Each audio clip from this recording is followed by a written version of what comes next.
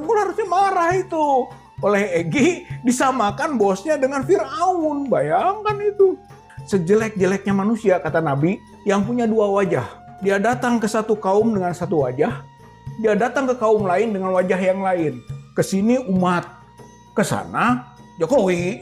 Inna min syarinas. Depan Babe ada Egy Sujana, apa pesan? Kalau memang betul Egy bikin isu yang nggak bagus, Pak Jokowi ngasih iming-iming mau ngasih 100 miliar, ya kan? Kalau itu nggak benar, kita habisin kelompok itu. Nggak ada urusan bagi kita. Termasuk partai yang di belakangnya mendukung, kita habisin semua.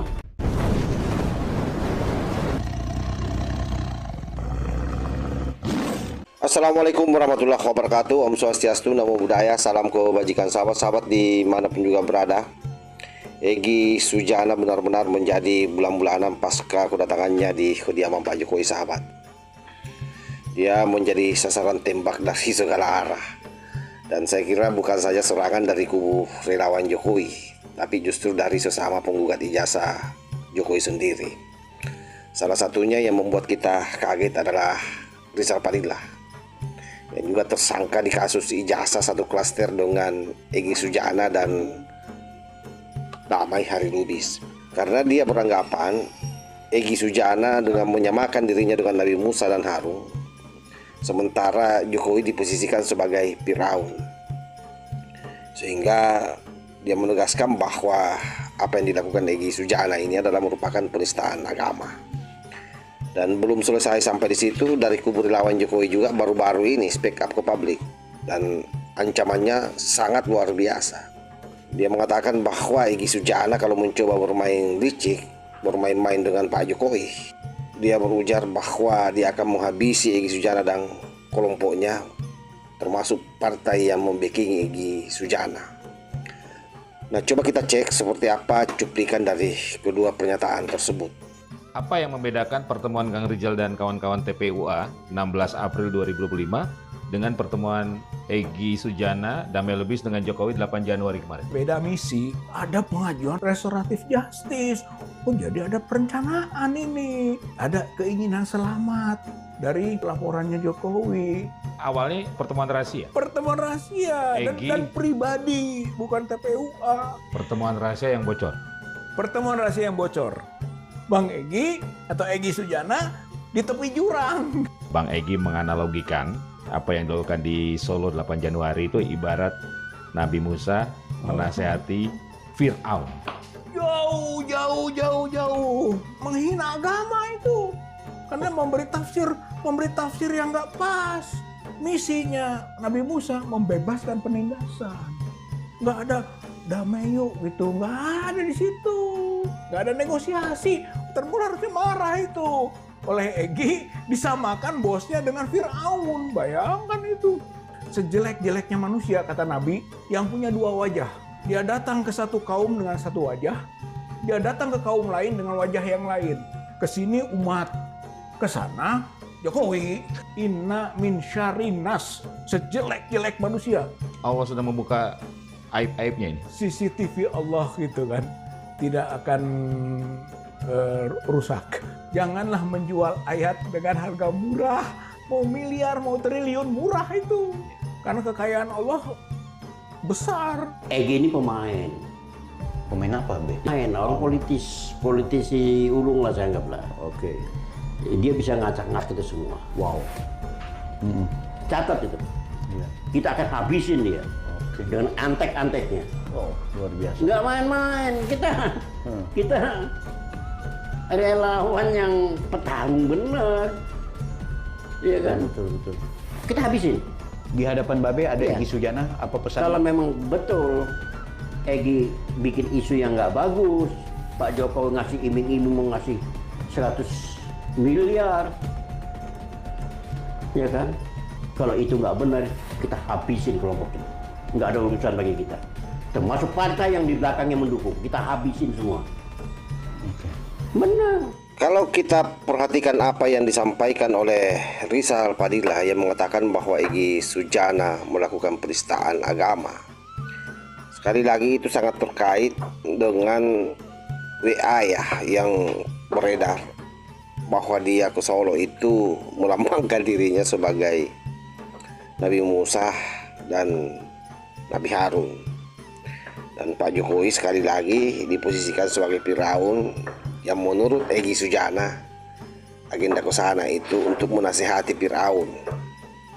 Inilah yang membuat Rizal Padilla merasa bahwa Egy Sujana ini tidak dalam posisi menjalankan ayat Quran. Sebab yang dilakukan adalah pergi berdamai. Karena menurutnya perjuangan Nabi Musa dan yang namanya dalam sejarah itu tidak berdamai dengan Firaun, tapi justru kemudian melawan. Tetapi yang saya mau bilang bahwa disinilah hebatnya ini kaum FPI ya atau HTI. Jadi kadang-kadang juga alergi dengan pemakaian ayat-ayat Quran. Sementara dia sendiri kan selama ini selalu menggunakan itu sebagai bentuk legitimasi dalam bergerak memusuhi orang.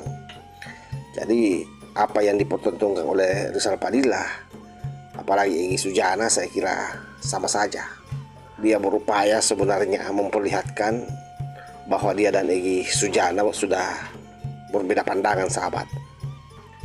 Oleh sebab itu, konflik ini kalau kita melihat di permukaan, sekarang bukan lagi Jokowi PS penggugat, tapi penggugat PS penggugat. Itu yang kelihatan di permukaan, tapi di belakang layar wallahu alam.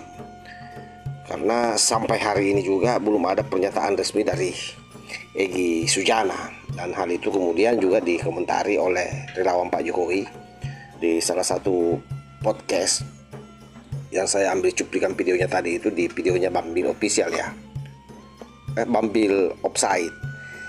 Di situ jelas bahwa Bang Normang menilai Egy Sujana adalah orang yang licik, orang yang pandai bermain politik, dan boleh jadi yang sementara dilakukan oleh Egy Sujana ini adalah mencoba mengacak-ngacak baik secara internal maupun secara eksternal. Dan benar saja para pemburu ijazah saat ini memang sangat kelimpungan. Di sisi lain dia sudah terlanjur menghajar Egy Sujana. Bahkan kalau kita mendengar pernyataan Roy Suryo itu sangat tegas bahwa Egy Sujana itu bukan lagi pejuang tapi pecundang. Belum lagi permingan jahat yang dilakukan oleh Khosinuddin yang kemudian dibumbui oleh salah seorang pengacara TPUA yang juga sekjen TPUA tapi sudah dipecat oleh Bang Egy Sujana. Dia mengatakan bahwa ada informasi dari Khosinuddin, katanya Egy Sujana mendapatkan 100 miliar untuk berdamai dengan Pak Jokowi. Nah, belum lagi misalnya informasi yang tadi malam yang ini betul-betul di luar nalar kita, di mana Pak Jokowi katanya memberikan semacam tawaran proyek yang nilainya 1 triliun. Yang penting kasus ini berhenti, sahabat. Nah, ini hal yang paling tidak masuk di akal. Kenapa? Karena memangnya Pak Jokowi saat ini menjabat sebagai presiden, Gibran pun sebagai wapres kan tidak masuk akal, karena domain hari ini pemerintahan itu ada di tangan Pak SBY. Makanya saya mengatakan bahwa apa yang terjadi di permukaan ini belum tentu itulah yang terjadi pada realitas yang sesungguhnya. Boleh jadi memang Egy Sujana ini lagi berupaya membangun narasi baru untuk memperpanjang kasus ini dalam konteks opini, sekaligus berupaya untuk lompat keluar dari jeratan hukum, tidak peduli dengan kawan-kawannya yang lain. Itu bisa saja terjadi, sahabat.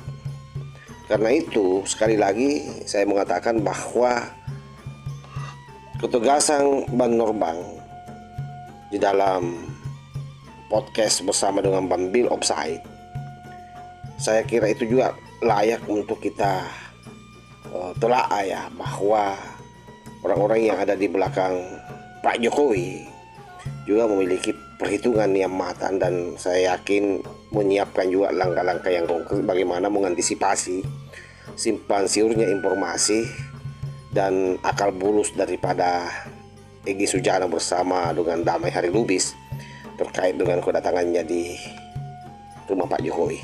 Tapi berharap restoratif justice lalu kemudian membangun opini liar terkait soal uang 1 miliar, ada sungguhan 1 triliun, luar biasa lah.